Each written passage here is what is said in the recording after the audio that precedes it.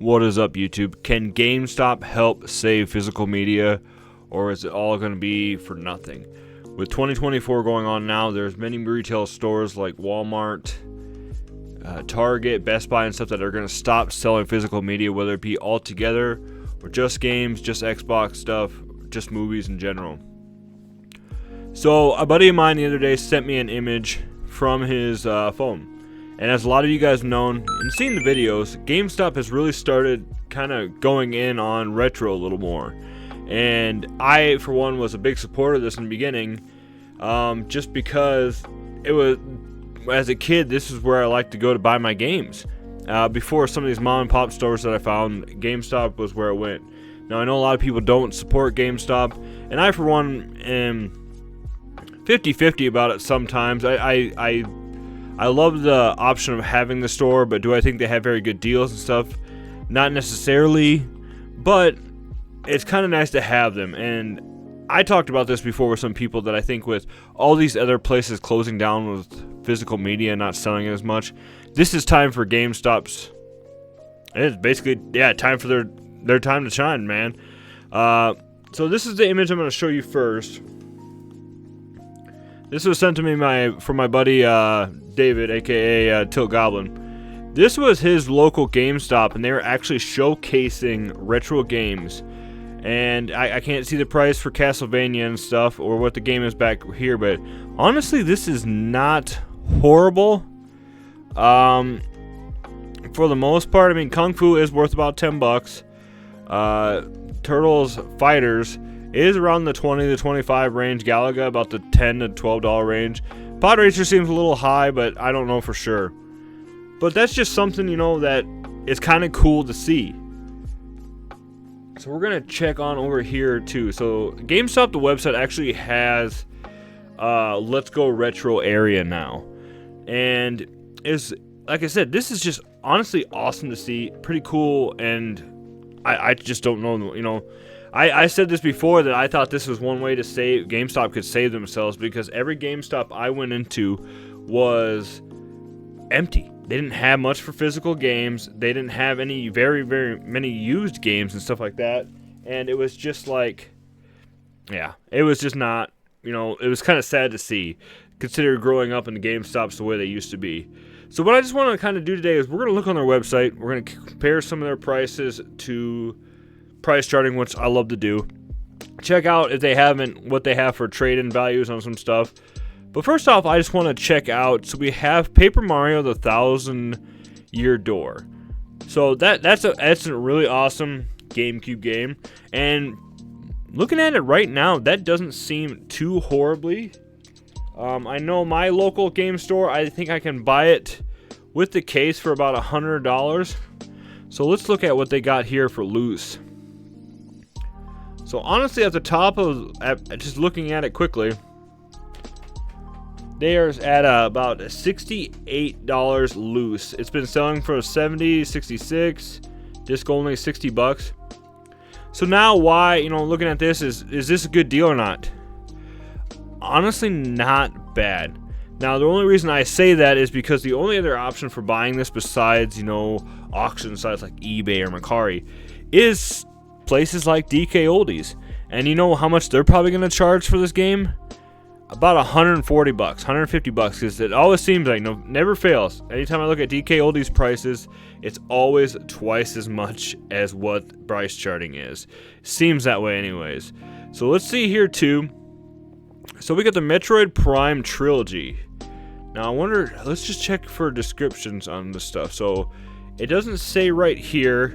I know a lot of videos you'll see, they call it like the GameStop roulette, where you don't know what you're going to get. You order it, you might get it complete, you might get it with the case, you might just get the game.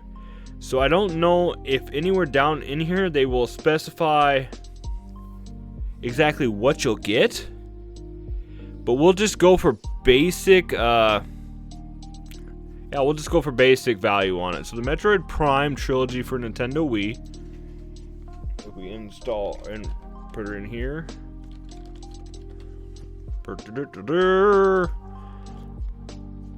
So we're looking at complete in box $69 or loose $56. So that's a pretty good price. I mean, you might risk, if you're gonna expect to get it complete, probably not gonna happen, guys. But either way, this is a good option. It's not a bad price. Like I said, complete $70. So if you spend $75, so if you spend the $69.99 or whatever, or if you happen to be a pro member, you get a little bit cheaper, and you get the complete one. You're solid, guys. And even loose, I mean, that's still just maybe about a $10 to $15 difference. Now, like I said, it's roulette. You don't know what you're gonna get, so that's just something to look at.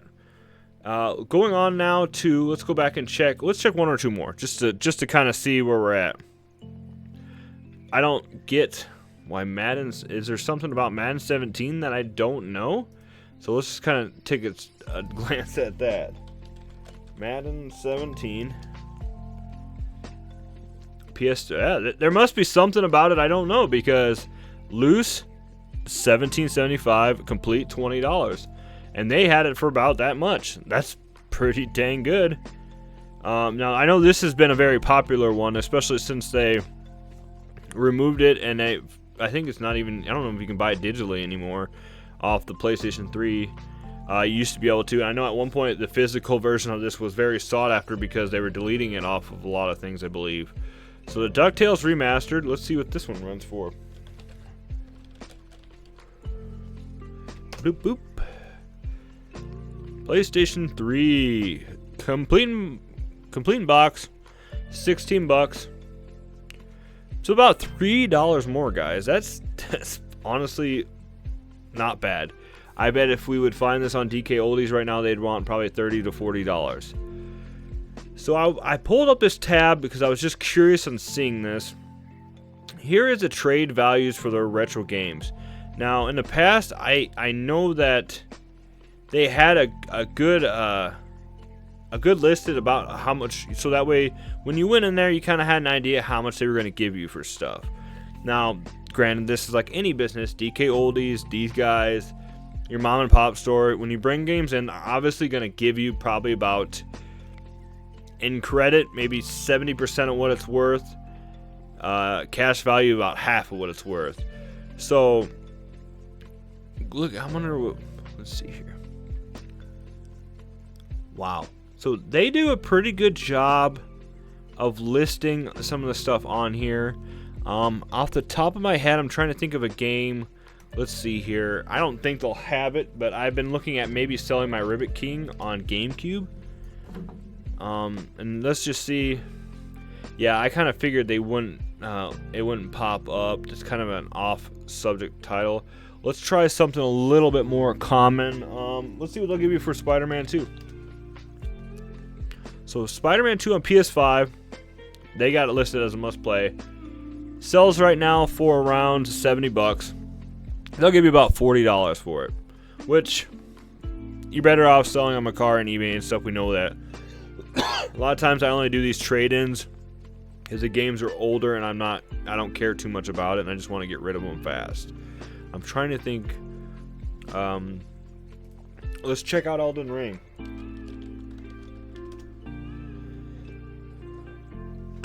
So about $22. I think it's selling right now for around $50. So that's not bad, about half the value, like we said earlier.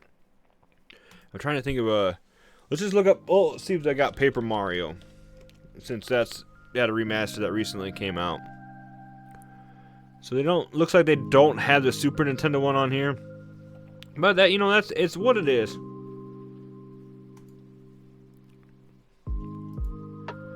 So what to take away from this? Obviously, some people are going to see this title and think that, physical, this is the only way physical media is going to be saved and stuff. It's not going to be the only way. I just saw an image that my buddy sent me of his local GameStop actually stocking retro stuff now, and it made me think, this is what GameStop needs to do to kind of save themselves. I've talked in the past about how the GameStops I have gone to really are taking a hitting. They don't have as much stuff anymore. Their employees are just like, what do I want to say, soulless husks. They're just very just there because they have to be, obviously. They're not enjoyment. I remember as a kid when I'd go in there, the GameStop employees loved their jobs. They loved to talk about video games. They loved to suggest video games. Nowadays, the last one I went to, I was actually told that I'd probably be better off going to Best Buy because I asked if they had any Nintendo Switch docks by themselves. And he flat out told me, nah, you should go to Best Buy instead. And I was like, okay. But no, I think that, like I said, with the main retailers really getting out of the business, and places like GameStop will maybe start thriving more because obviously there's some out there that are going to stick to physical media only until they no longer sell it.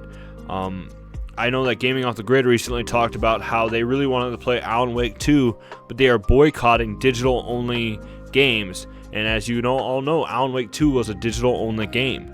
So I'm in support of that. I might honestly play Alan Wake 2 down the road if it goes super cheap, like $10. But I will not support buying it brand new at the price that they're selling it for. I don't want digital-only options. As much as I do enjoy actually playing digital a little, I mean, I enjoy. I'm just like the next guy. I like playing digital games easier. It's a little bit more convenient. You can just play it right away. It's good to go. You have it on there. It doesn't take up space.